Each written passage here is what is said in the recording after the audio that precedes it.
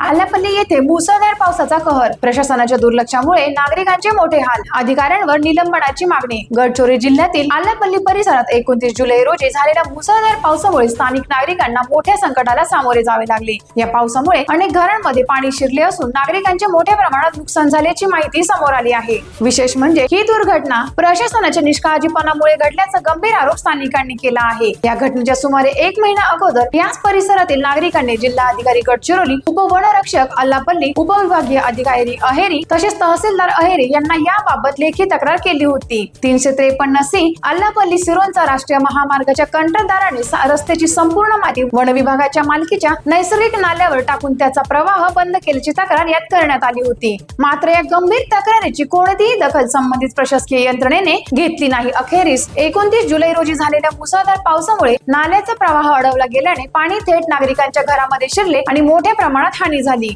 याबाबत प्रशासनाला विचारणा केली असता 1 महिन्यापूर्वी तक्रार देऊनही आपल्या विभागाकडून कोणतीही कार्यवाही करण्यात आली नसल्याची कबुली संबंधितांनी दिली। वेळीच योग्य कार्यवाही झाली असती तर हे नुकसान टाळले असते, अशी संतप्त प्रक्रिया नागरिकांनी व्यक्त केली। आपत्ती व्यवस्थापन कायद्यानुसार संबंधित निष्काळजी करणाऱ्या अधिकाऱ्यांवर तातडीने निलंबनाची कारवाई करण्यात यावी, अशी जोरदार मागणी परिसरातील नागरिकांकडून करण्यात येत आहे। या प्रकरणाची सखोल चौकशी होऊन दोषींवर कठोर कारवाई करावी, अशी अपेक्षाही स्थानिकांनी व्यक्त केली आहे। टाइम्स ऑफ महाराष्ट्रसाठी गडचिरोली जिल्हा प्रतिनिधी मुस्ताक हकीम यांचा रिपोर्ट।